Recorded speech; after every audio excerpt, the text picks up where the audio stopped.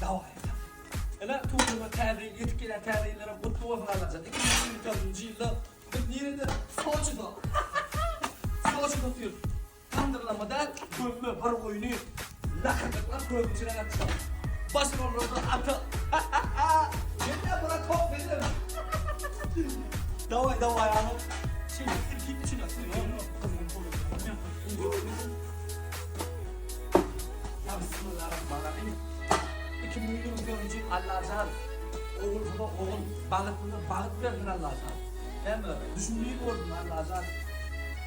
Hiçbir döktürsük olmadı.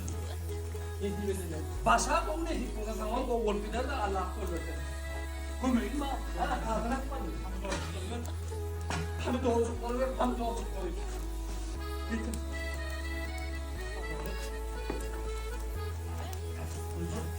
Pil bile demeden var mı?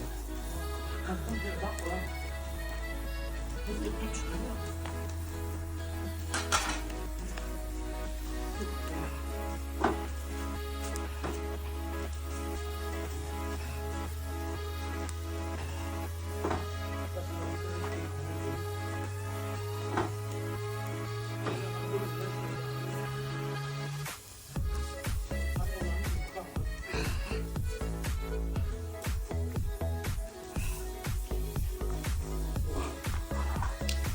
Kalk yapalım mı?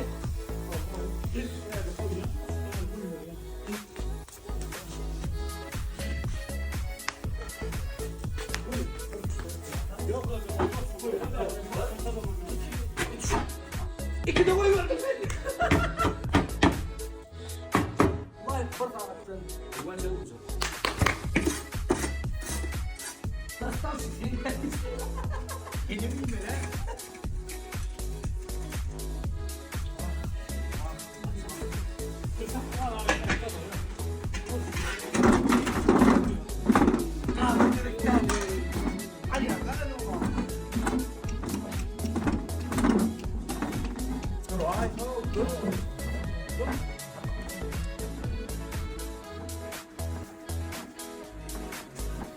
Maşallah, maşallah.